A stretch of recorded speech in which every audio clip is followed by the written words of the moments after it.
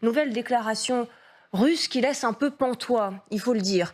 Dans le nouvel ordre mondial qui est en train de s'installer, est-ce qu'on peut tout simplement annexer une partie d'un pays voisin sans avoir à en subir la moindre conséquence? La Russie, avec son invasion de l'Ukraine, a peut-être donné des idées au Venezuela, qui, on l'a vu, est en train d'annexer l'Essequibo, pourtant partie intégrante du Guyana voisin. Et en retour, eh bien, le Venezuela manifestement donne des idées aux Russes, qui s'en inspire un député russe, plus précisément Sergueï Mironov, qui pense que son pays devrait tout simplement reprendre l'Alaska aux Américains. Alors, l'Alaska, vous l'ignorez peut-être, appartenait à la Russie, vendue aux États-Unis au 19e siècle pour 7,2 millions de dollars à l'époque. Ça fait à peu près 150 millions de dollars d'aujourd'hui. Petite somme. Donc, voilà ce qu'il dit ce Sergueï Mironov. Vouliez-vous un nouvel ordre mondial? Et voilà, le Venezuela est en train d'annexer son 24e État, Guyana et Essequibo. Ça se produit au nez et à la barbe des États-Unis.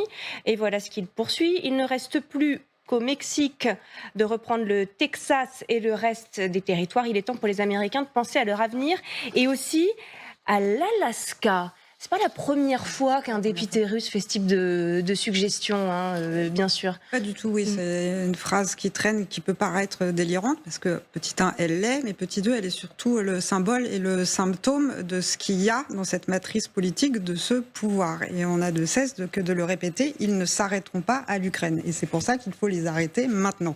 Parce qu'il y a en creux, dans ce qui pourrait passer pour un délire d'un député farfelu, non, c'est un peu plus construit que ça, et ce qu'il y a derrière dans les matrices de ce pouvoir, alimenté par les ultras, par la question du néo-eurasisme, etc., c'est que partout où il y aura eu une petite présence russe, en fait, ce pouvoir se considère comme légitime à aller reconquérir cette terre.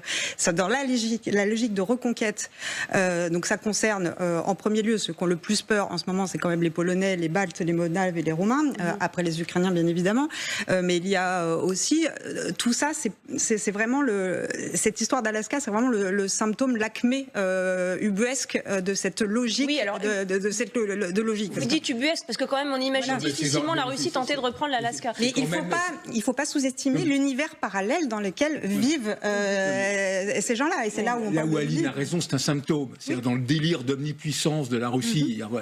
Au début de la guerre en Ukraine, ça se passait assez mal. Poutine avait disparu quasiment des écrans radars, etc. Maintenant, ils se sont très galvanisés. Bon, voilà, ça fait partie de ce symptôme. Par ailleurs, si je me souviens bien, Sergueï Mironov est un député qui a souvent fait des déclarations complètement absurdes. C'est totalement absurde parce que militairement, évidemment, la Russie ne fait pas le poids.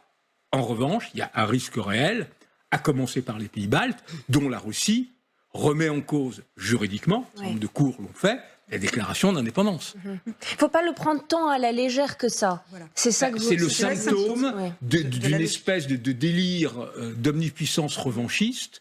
La Russie doit retrouver son rang, et en ça, c'est dangereux, avec justement ses premières cibles qui sont les pays baltes.